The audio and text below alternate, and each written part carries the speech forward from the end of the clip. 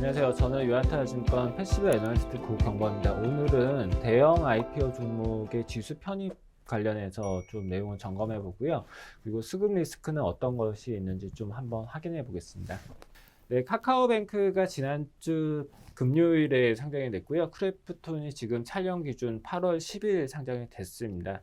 뭐 MSCI나 코스피 200 지수 편입에 대한 얘기들이 좀 많이 됐는데 카카오뱅크는 지난주 금요일날 MSCI 특례 편입이 확정이 됐고요. 크래프톤의 편입 가능성 으로 볼 때는 저희는 이제 가능성을 되게 높게 보고 있습니다. 그리고 코스피 200은 상대적으로 MSCI 대비 커트라인이 좀 낮기 때문에 두 종목 모두 결정은 안 냈지만 가능성은 높은 걸로 보고 있고요. MSCI 지수에 편입이 된다고 하면 크래프톤의 발표는 그 8월 10일 상장일 장 끝났을 때 아니면 상장 3일 전까지 장이 시작하기 전에 공시하게 되어 있습니다. 그래서 3거래일은 이제 8월 10일까지는 발표가 될 걸로 보고 있습니다. 코스피 200 지수 편입은 상장일 정도 차이가 있어서 카카오뱅크는 한 8월 말에서 9월 초 정도로 될 걸로 보고 있고요. 크래프톤은 상장일이 상대적으로 늦기 때문에 9월 초에 발표될 걸로 보고 있습니다. 이거는 이 리밸런싱 날짜가 9월 9일날 이제 반영하게 되어 있기 때문에 시차가 조금 있더라도 같은 날에 좀 반영이 될 것 같고요. MSCI 지수에 편입되는 건 카카오뱅크는 8월 20일날 추정 자금을 반영하는 걸로 이제 발표가 났습니다. 근데 크래프톤 같은 경우에는 역시 뭐 10거래일에 발표가 되어야 하지만 현재 이제 8월 정기 변경, 1년에 4번 하는 정기 변경이 있기 때문에 거기에 좀 통합되어서 발표되는 걸로 저희는 전망을 하고 있습니다. 네, 먼저 카카오뱅크의 그 기관 공모하고 수요 예측에 대한 부분에서 어느 정도 배정이 됐는지 좀 한번 확인을 해볼 필요가 있다고 보고 있는데요. 두 가지 지표를 좀 보게 됩니다. 지금 7월부터는 각 투자자별 주체별로 확약을 어느 정도로 했는지 이제 규정이 바뀌었습니다. 그래서 공모주 대비 비율이 어느 정도인가 하고 그 다음에 상장 주식수 대비 지분율이 어느 정도인가, 제가 보기에는 이 두 가지 기준이 가장 투자자분들이 판단하기 명확한 그 지표라고 보고 있는데요. 일단 공모주 대비 청약 신청 비율은 기관이 이 그 종목을 좀 어떻게 보느냐 그런 부분인데 일단 뭐 시장에서 좀 많이 이런 얘기가 회자되긴 했습니다. 외국인은 확약을 잘 걸지 않고 당일날 매도하는 경향이 강하다. 지수 편입 모멘텀을 누리기 위한 이제 자금들이 미확약에 집중된 건 맞습니다. 근데 기관의 스탠스가 1개월에서 3개월 정도 좀 보유를 하겠다는 이런 것들은 좀 중요하다고 보고 있고요. 그리고 이제 시장에서 쏟아질 물량이 어느 정도인가, 그럼 상장 주식수 대비 지분율이 좀 중요하겠죠. 그거는 이제 종목에 따라서 다르다고 봅니다. SK바이오팜도 역시 미확약이 많았습니다. 그런데도 잘 쏟아지지 않았고, 반면에 SKI 테크놀로지 같은 경우에는 상장일날 외국인이 많이 매도를 했는데 그 당시에도 역시 미확약 비중이 높기는 했습니다. 물론 그때는 이제 투자자별 주체는 구분이 안 됐지만 미확약 지분이 아무래도 외국인 쪽에서 좀 터지는 자금이다 보니까 기관이 배정받는 물량은 상당히 좀 적습니다. 공모 현실이 좀 그런 부분이 있고요. 외국인들의 레벨이 어느 정도인가 이런 부분은 상장일 주가 이후에 공모 가격을 하회할 때는 이제 큰 문제가 될 수가 있다. 하지만 이제 카카오뱅크 같은 경우는 이제 공모 가격을 상회하는 주가 레벨을 갖기 때문에 상대적으로 뭐 공모가를 하회하는 매도는 나오지 않을 겁니다. 차익 실현은 분명히 있을 수 있지만 크래프톤 대비는 안정적이라고 볼 수 있을 것 같고요. 네, 제가 보고 있는 카카오뱅크의 이제 리스크는 이 부분을 보고 있습니다. 카카오뱅크가 이제 금감원에 신고한 그 유동 물량들이 있습니다. 뭐 대주주인 지분들이 있고, 보호이수가 걸려 있고, 우리 사주 청약한 게 있을 거고, 아까 말씀드렸던 기관 공모에서 확약이 걸렸던 지분들이 있을 겁니다. 실제로 이제 신고 기준은 유동 물량이 한 22% 정도 되는 걸로 나와 있어요. 근데 카카오뱅크가 지금 처한 문제가 뭐냐면 실질적으로 시장에서 유통되고 있는 물량이 어느 정도인가 하는 문제에 직면하고 있습니다.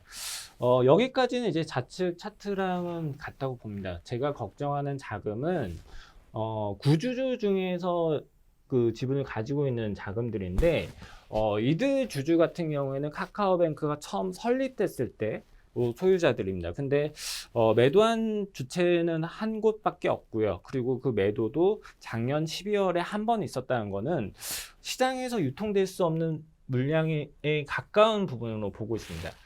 물론 이게 뭐 신고 의무는 없기는 하지만 투자자들한테는 조금 리스크한 부분인 게 시장에서 물량이 적다는 거는 주가가 올라갈 때는 크게 올라가고 주가가 급락할 때는 크게 급락하는 저유동성의 문제가 있습니다. 그래서 주가가 올라갈 때 더 크게 올라가고 주가가 하락할 때는 더 작게 올라가는데 문제는 이 유동성이 부족한 문제는 이제 매도가 되는 시점에서 호가가 좀 안 받쳐줄 때는 또 매도를 하기 좀 어려운 상황이 발생할 수 있습니다. 그래서 그 코스피 200 지수나 MSCI 지수 등 모든 그 편입 비중을 유동 시가총액에 입각한 편입 비중을 채택을 하고 있습니다. 이렇게 유통되는 물량이 적을 때는 편입 비중을 더 낮추는 페널티를 좀 부과를 하고 있습니다. 네, 다음 살펴볼 거는 크래프톤입니다. 아까 카카오뱅크의 케이스에서 기관의 스탠스가 어떤지를 좀 볼 수가 있다고 했습니다. 상대적으로 크래프톤은 미확약을 하는 지분이 더 많고요. 그리고 1개월 이상, 3개월 이상 장기 보유를 하려고 하는 지분율이 카카오뱅크 대비 많이 떨어지는 걸로 좀 보입니다.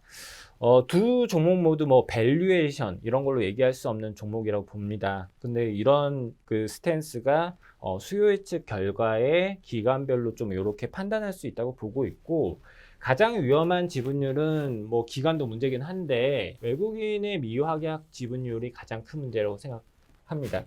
외국인의 미확약 지분율이 가장 큰 리스크라고 말씀을 드렸습니다. 아까 카카오뱅크 외국인 미확약 케이스가 2.8%인데 지금 이 지분은 5.6%, 카카오뱅크의 거의 2배 수준이죠. 미확약이라고 해서 시장에서 매물로 곧 출회되는 리스크는 아니라고 했습니다. 하지만 매도가 될 수 있는 리스크는 상대적으로 높다고 평가를 할 수가 있고요. 크래프톤은 카카오뱅크랑 좀 다른 문제를 가지고 있습니다. 이 유동 물량이 상당히 더 크다는 건데요. 뭐 대주주나 다른 지분들 제외한 거는 뭐 동의를 하고요. 유동 물량이 많다는 거는 한 가지 장점이 있고 단점이 있습니다. 단점은 상대적으로 상장일이나 그 이후에 쏟아질 물량 레벨이 높다고 보고 있거든요.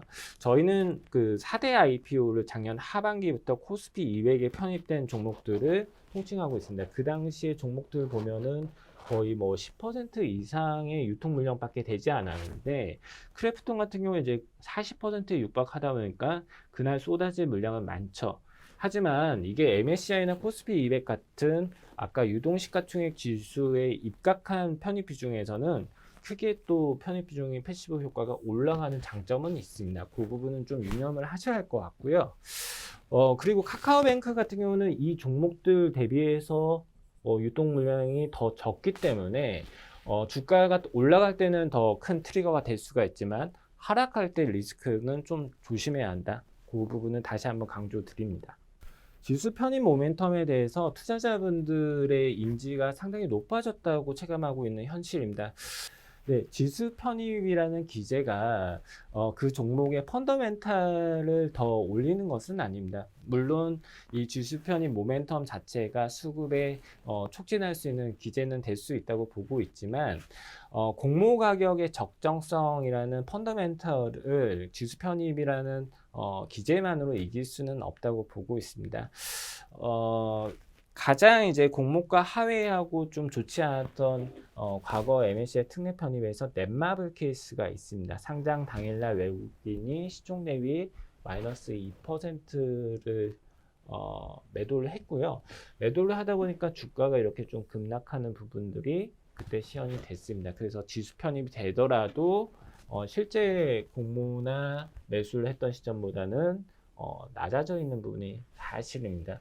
하지만 저희가 이런 부분들의 종목에 대해서 어느 정도 주가 조정이 있고 지수 편입이라는 수급이 좀 들어오는 것을 감안한다고 하면 이 종목을 좀 매수할 수 있는 관점이 될 수 있는 부분은 물론 이때 넷마블 주가가 하락하기는 했지만 상장일이랑 상장 다음 날에 MSCI 지수가 발표하는 특성을 좀 생각을 한다고 하면 주가가 조정을 받더라도 이제 종가 전에 좀 매수하고 편입 모멘텀을 좀 누리는 부분은 좀 있을 수 있을 것 같고요. 그리고 뿌찌 지수라고 해서 MSCI 지수의 라이벌 지수가 있습니다. 이 지수는 상장 5일 차에 매수를 하게 되는데 만약에 편입이 발표가 난다고 하면 역시 MSCI 발표하는 상장 첫째 날에 발표가 날 겁니다. 발표가 확정될 때는 이제 그 전날에는 매수 관점에서 지수 이벤트를 좀 누릴 수 있다고 보고 있습니다. 그리고 MSCI 정기 변경 같은 경우는 아마 크래프톤은 8월 31일 될 거고 카카오뱅크는 8월 22일 될 건데 주가가 좀 부진한 것은 사실이지만 거의 3거래일 이전에 매수 진입이 됐을 때는 지수 편입에 대한 패시브 수급이 좀 들어오는 부분을 좀 누릴 수가 있다고 보고 있습니다. 네, 준비한 내용은 여기까지고요. 영상 시청해 주신 점 감사드립니다. 티레이더 유안타 티레이더 투자 타이밍은 티레이더